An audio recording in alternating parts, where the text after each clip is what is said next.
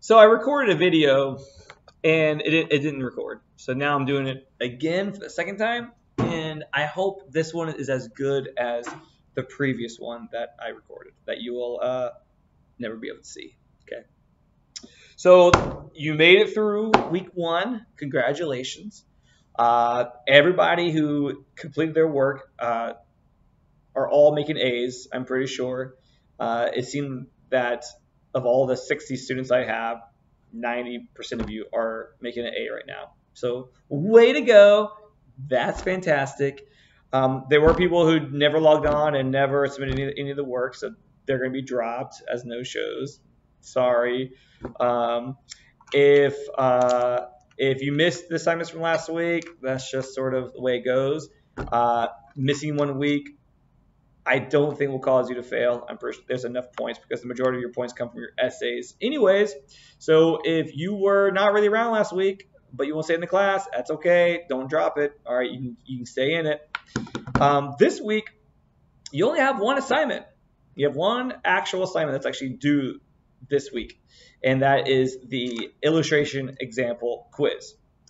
Now you have other things that are due in the following weeks, and you have multiple assignments that are due in the following weeks. So just because there's one quiz this week that's required doesn't mean that you shouldn't get started on everything else, okay?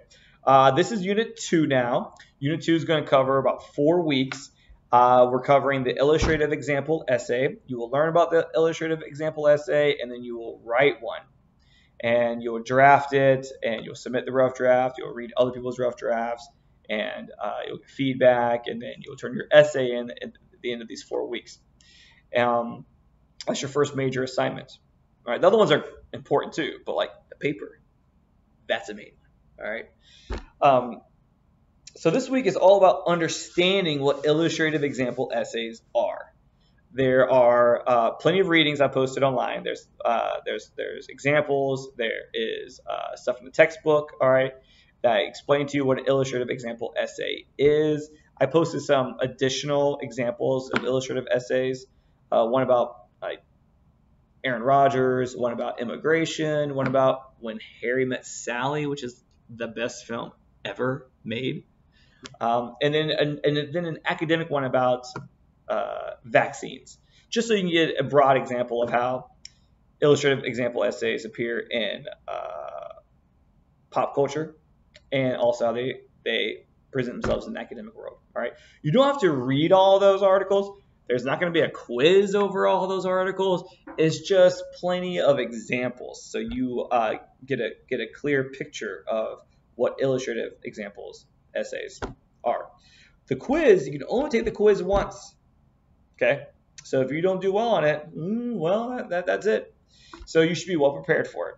Make sure that you read, that you study, that you look over all the notes, all the things that are posted.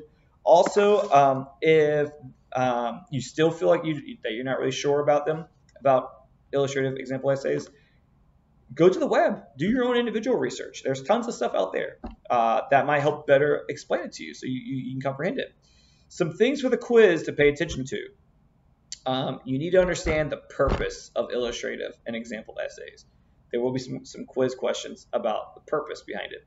There will also be questions about suitable topics. What are appropriate topics for these types of essays? All right, so make sure you understand topic choices.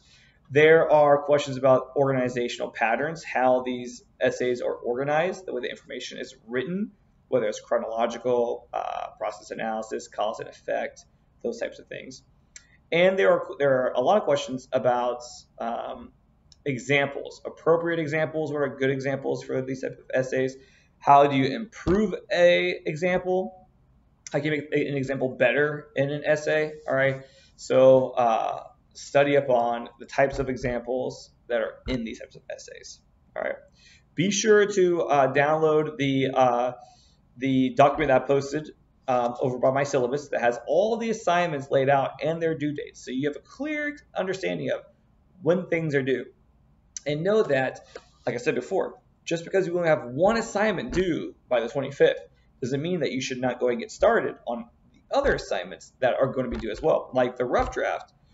you should go and try to figure out what's going to be your illustrative example essay topic, and go ahead and start trying to flesh out a rough draft for that. So that way you're not waiting to the last minute to get it done. Okay. If you have questions, email me. I'm pretty sure that I respond to everybody's email within 24 hours. Some people will get a response like right away because I had the email on my phone. I could just all right and get it back to you. So get that turned in. I mean, send me your emails. I'll get them answered and returned to you. All right. And I've graded everything that needed my grading. Everything else was automatic. So the grades you have right now should be updated. Okay. I hope you have a great week. Let me know if there's anything I can do for you. All right. Bye-bye.